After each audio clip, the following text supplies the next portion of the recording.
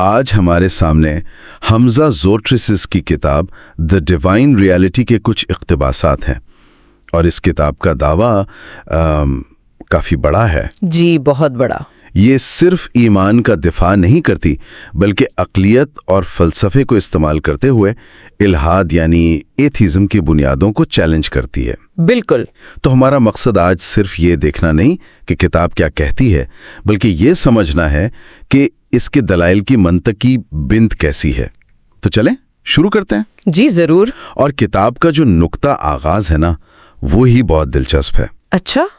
یہ اس سوال سے شروع نہیں ہوتی کہ کیا خدا موجود ہے۔ مصنف سوال کو بالکل الٹ دیتے ہیں۔ وہ پوچھتے ہیں کہ ہمارے پاس خدا کے وجود کو مسترد کرنے کی کیا وجوہات ہیں۔ واہ، یہ تو بالکل مختلف زاویہ ہے۔ جی، وہ الحاد کو ایک دانشورانہ سراب کہتی ہیں اور یہ ثابت کرنے کی کوشش کرتی ہیں کہ خدا پر یقین ایک زیادہ مربوط اور منطقی ورلڈ ویو ہے۔ تو کتاب کا پہلا بڑا نقطہ یہ ہے کہ اگر خدا کو تصویر سے ہٹا دیں تو ہماری زندگی کا کوئی مطلب نہیں رہ جاتا۔ یہ تو ایک بہت گہری بات ہے۔ جی، اور چونکا دینے والی بھی۔ کتاب کہتی ہے کہ الحاد کے تحت زندگی بے معنی اور مضحکہ خیز ہو جاتی ہے۔ اس دعوے کی بنیاد کیا ہے؟ اس کی بنیاد مقصدیت پر ہے۔ کتاب کے مطابق اگر ہم صرف اربوں سال کے مادی عوامل اور اتفاقات کا نتیجہ ہیں، یعنی بگ بینگ، پھر ارتقاء اور پھر ہم، بالکل، تو پھر ہماری زندگی کا کوئی حتمی، کوئی موضوعی یعنی آبجیکٹو مقصد نہیں رہتا۔ ٹھیک ہے۔ مصنف ایک بہت سادہ سی مثال دیتی ہیں۔ وہ کہتی ہیں کہ ہم ایک کرسی جیسی بے جان چیز کا مقصد تو فوراً پہچان لیتے ہیں کہ یہ بیٹھنے کے لیے ہے۔ جی ظاہر ہے۔ لیکن اپنی اتنی پیچیدہ زندگی کا کوئی حتمی مقصد تسلیم کرنے سے ہچکچاتے ہیں۔ یہ ایک تضاد ہے نا؟ یہ ایک بہت بڑا دعویٰ ہے۔ بہت سے ملحد کہیں گے کہ وہ اپنی زندگی میں خود معنی پیدا کرتے ہیں، جیسے خاندان میں، اپنے کام میں۔ ہاں، اور کتاب اس پر براہ راست بات کرتی ہے۔ وہ کہتی ہے کہ انسان کا خود اپنے لیے کوئی مقصد بنانا ایک موضوعی یعنی سبجیکٹو عمل ہے۔ اچھا۔ یہ مقصد اتنے ہی حقیقی ہے جتنا کوئی بچہ اپنے کھلونوں کے کھیل کو حقیقت سمجھتا ہے۔ جیسے ہی بچہ بڑا ہوتا ہے وہ کھیل بے معنی ہو جاتا ہے۔ مطلب یہ قسم کی خود فریبی ہے؟ بالکل، کتاب اسے خود فریبی ہی کہتی ہے۔ یہ ہمیں وقتی طور پر اچھا محسوس کرا سکتے ہیں، لیکن ان کی کوئی آفاقی بنیاد نہیں ہوتی۔ اخلاقیات کا بھی یہی حال ہے۔ اچھا، تو زندگی کے مقصد والے نقطے کے بعد اب مجھے تجسس ہو رہا ہے کہ کتاب ٹھوس دلائل کی طرف کیسے بڑھتی ہے۔ یہاں سے کتاب فلسفے کی گہرائی میں اترتی ہے، اور ایک بہت ہی غیر معمولی دلیل جو پیش کی گئی ہے وہ یہ ہے کہ الحاد خود عقل کا دشمن ہے۔ عقل کا دشمن؟ یہ تو بہت بڑا الزام ہے۔ اس کا مطلب کیا ہوا؟ اس کا تعلق ہماری سوچنے سمجھنے کی صلاحیت سے ہے۔ کتاب یہ سوال اٹھاتی ہے کہ عقل آئی کہاں سے؟ اگر کائنات صرف غیر عقلی مادی عوامل اور اندھے قدرتی قوانین کا نتیجہ ہے، تو ان بے شعور اور غیر عقلی چیزوں سے شعور اور عقل کیسے پیدا ہو گئیں؟ صحیح۔ کتاب کا اصول سادہ ہے۔ ایک چیز وہ نہیں دے سکتی جو اس کے پاس خود نہ ہو، لہٰذا ہماری عقلی صلاحیتوں کی بہترین وضاحت ایک ایسی ہستی ہے جو خود علیم اور حکیم ہے۔ واہ، یعنی ایک ملحد بھی جب اپنی عقل استعمال کر کے خدا کا انکار کرتا ہے تو وہ ایک ایسی صلاحیت استعمال کر رہا ہے جس کی بہترین وضاحت خود خدا کا وجود ہی کرتا ہے۔ آپ نے بالکل صحیح پکڑا، یہی پوائنٹ ہے۔ یہ تو سوچ کا ایک بالکل نیا زاویہ ہے۔ اچھا، اس کے علاوہ کائنات کی تخلیق کے بارے میں کتاب کیا کہتی ہے؟ میں نے سنا ہے اس میں قرآن سے بھی کوئی دلیل لی گئی ہے۔ جی، اور یہ ایک بہت ہی طاقتور اور واضح دلیل ہے۔ یہ کائنات کی ابتدا پر مبنی ہے۔ ٹھیک ہے۔ قرآن کی ایک آیت کا حوالہ دیتے ہوئے کتاب 4 منطقی امکانات پیش کرتی ہے۔ 4 امکانات؟ وہ کیا ہیں؟ پہلا، کیا کائنات کو کسی چیز کے بغیر بنایا گیا، یعنی یہ عدم سے خود بخود وجود میں آ گئی؟ جو کہ ناممکن لگتا ہے۔ کچھ نہیں سے کچھ نہیں بنتا۔ بالکل۔ دوسرا، کیا اس نے خود کو بنایا؟ یہ بھی منطقی تضاد ہے۔ خود کو بنانے کے لیے پہلے سے موجود ہونا پڑے گا۔ صحیح۔ تیسرا، کیا اسے کسی اور تخلیق شدہ چیز نے بنایا؟ اور چوتھا یہ کہ کیا اسے کسی ایسی ہستی نے بنایا جو خود غیر تخلیق شدہ ہے؟ ٹھیک ہے، پہلے 2 نکات تو واضح ہیں، لیکن یہ تیسرا نقطہ کہ اسے کسی اور تخلیق شدہ چیز نے بنایا ہو، یہ تھوڑا پیچیدہ ہے۔ اس میں کیا مسئلہ ہے؟ یہ ایک بہترین سوال ہے۔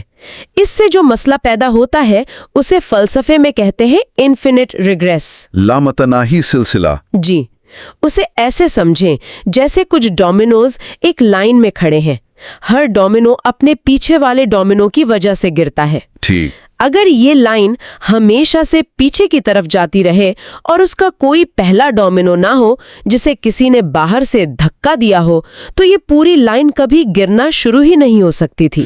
اچھا، مطلب کہیں نہ کہیں ایک پہلا دھکا دینے والا ہونا چاہیے۔ بالکل، کتاب کہتی ہے کہ کائنات بھی ایسی ہی ہے۔ اس کی تخلیق کا سلسلہ کہیں نہ کہیں سے شروع ہونا ضروری ہے، یہ ہمیشہ سے پیچھے نہیں جا سکتا۔ تو کتاب کا نقطہ یہ ہے کہ باقی تین راستے منطقی طور پر بند ہیں، اس طرح عقلی طور پر صرف ایک ہی دروازہ یعنی چوتھا امکان کھلا رہ جاتا ہے۔ جی بالکل، اور یہی وجہ ہے کہ کتاب یہ نتیجہ اخذ کرتی ہے کہ کائنات کو لازمی طور پر ایک ایسی ہستی نے بنایا ہے جو خود تخلیق نہیں ہوئی، جو ازلی ہے۔ یہ دلیل تو بہت فیصلہ کن لگتی ہے۔ ہاں، اور اس کے ساتھ کتاب دو مزید دلائل جوڑتی ہے۔ ایک ہے کائنات کا ڈیزائن، جسے فائن ٹیوننگ کہتے ہیں، فائن ٹیوننگ، اور دوسرا ہے انحصار یعنی ڈیپینڈنسی کی دلیل۔ فائن ٹیوننگ کا مطلب ہے کہ کائنات کے بنیادی قوانین اور مستقل زندگی کے وجود کے لیے اتنے ناقابل یقین حد تک درست ہیں کہ انہیں محض اتفاق قرار دینا شماریاتی طور پر ناممکن لگتا ہے۔ یعنی یہ ایک ذہین ڈیزائنر کی طرف اشارہ کرتا ہے۔ اور انحصار کی دلیل، اس سے کیا مراد ہے؟ انحصار کی دلیل یہ کہتی ہے کہ کائنات میں ہر چیز اپنے وجود کے لیے کسی نہ کسی دوسری چیز پر منحصر ہے۔ جیسے ایک درخت کو مٹی، پانی اور سورج کی ضرورت ہے۔ بالکل، انسان کو ہوا اور خوراک کی۔ کوئی بھی چیز اپنے آپ میں مکمل یا خود کفیل نہیں۔ ٹھیک۔ تو یہ پورا سلسلہ ہمیں ایک ایسی ہستی کی طرف لے جاتا ہے جو خود کسی پر منحصر نہ ہو، جس کا وجود کسی کا محتاج نہ ہو۔ فلسفے کی زبان میں اسے واجب الوجود یا نیسیسری بینگ کہتے ہیں نا؟ جی، آپ نے بالکل صحیح سمجھا۔ وہی اصل حقیقت ہے، باقی سب ممکنات ہیں جو اس کی وجہ سے وجود میں ہیں۔ اچھا، تو کتاب ہمیں ایک غیر تخلیق شدہ، ذہین اور واجب الوجود خالق تک تو لے آتی ہے۔ یہ ایک بہت بڑا قدم ہے۔ جی، لیکن یہاں سے اس خالق کو اسلام کے خدا سے جوڑنا یہ ایک اور بڑا قدم ہے۔ کتاب اس خلا کو کیسے پر کرتی ہے؟ نہیں، یہ فلسفیانہ دلائل کافی نہیں ہے، اور کتاب بھی یہی کہتی ہے۔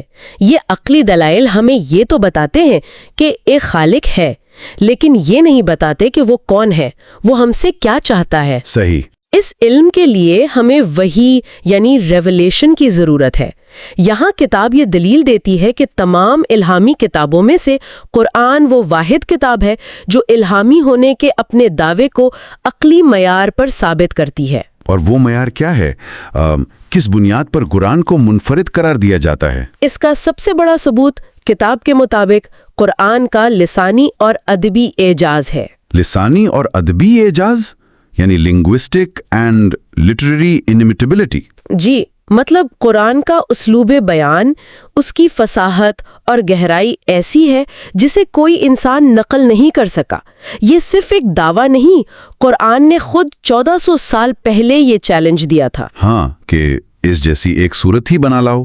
بالکل، اور کتاب کہتی ہے کہ تاریخ گواہ ہے کہ عرب کے بڑے بڑے شاعر اور ادیب اس چیلنج کو قبول کرنے میں ناکام رہے۔ یہ اعجاز آج بھی قائم ہے اور اس کی الہامی حیثیت کا سب سے بڑا ثبوت ہے۔ تو ان سب کا مطلب کیا ہے؟ آج کی دنیا میں جہاں سائنس کو حتمی سچائی مانا جاتا ہے، وہاں ایمان کی گنجائش کہاں ہے؟ کیا سائنس اور خدا میں کوئی ٹکراؤ ہے؟ کتاب اس نقطے پر بہت واضح ہے۔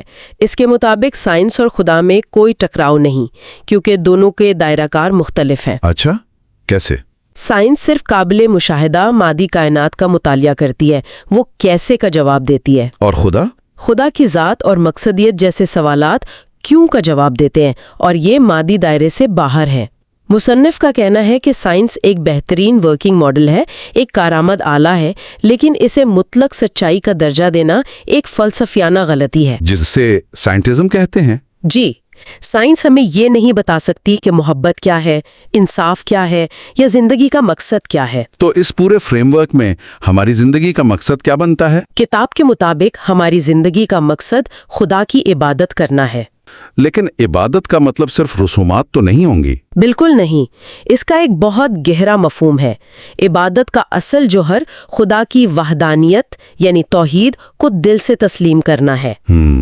یہ ماننا کہ ہر چیز کا خالق، مالک اور حاکم وہی ہے، اور ہماری زندگی کا ہر لمحہ، ہر سانس اسی کی طرف سے ایک تحفہ ہے۔ اور جب یہ احساس دل میں اترتا ہے تو شکر گزاری اور محبت پیدا ہوتی ہے، اور یہی محبت، یہی تعلق عبادت کی اصل روح ہے۔ آج ہم نے دیکھا کہ دی ڈیوائن ریالٹی کس طرح الہاد کی بنیادوں کو چیلنج کرتی ہے اور عقلیت، فلسفے اور قرآنی دلائل کی مدد سے اسلامی توحید کا ایک بہت مربوط مقدمہ پیش کرتی ہے۔ بالکل، اس کتاب کا حتمی پیغام یہی ہے کہ خدا پر یقین کوئی اندھا عقیدہ نہیں، بلکہ سب سے زیادہ عقلی، منطقی اور فطری پوزیشن ہے۔ ایک ایسا ورلڈ ویو جو ہر چیز کی وضاحت کرتا ہے۔ جی، جو نہ صرف کائنات کی بہترین وضاحت کرتا ہے، بلکہ عقل، مقصد، اخلاقیات اور خود ہمارے شعور کی بھی سب سے معقول توجیہ پیش کرتا ہے۔ اور کتاب ایک آخری گہری سوچ یہ چھوڑتی ہے کہ خدا پر یقین ایک خود واضح سچائی کی طرح ہے نا، جو ہماری فطرت کا حصہ ہے۔ جی، سیلف ایویڈنٹ ٹروتھ۔ ہم سب کے اندر اچھائی، برائی، انصاف اور مقصد کی ایک پیاس ہے۔ کتاب کہتی ہے کہ یہ آوازیں خدا کی طرف اشارہ کرتی ہیں۔ تو اصل سوال یہ نہیں ہونا چاہیے کہ کیا خدا موجود ہے، بلکہ یہ ہونا چاہیے کہ ہمارے پاس اپنی فطرت اور شعور کی اتنی گہری آواز کو جھٹلانے کی کیا عقلی وجوہات ہیں؟ بالکل، اور یہ ایک ایسا سوال ہے جو ہر کسی کو سوچنے پر مجبور کرتا ہے کہ اس بنیادی ترین سوال پر ہمارا موقف گہری تحقیق پر مبنی ہے یا صرف معاشرے سے اپنائے گئے غیر جانچ شدہ مفروضوں پر۔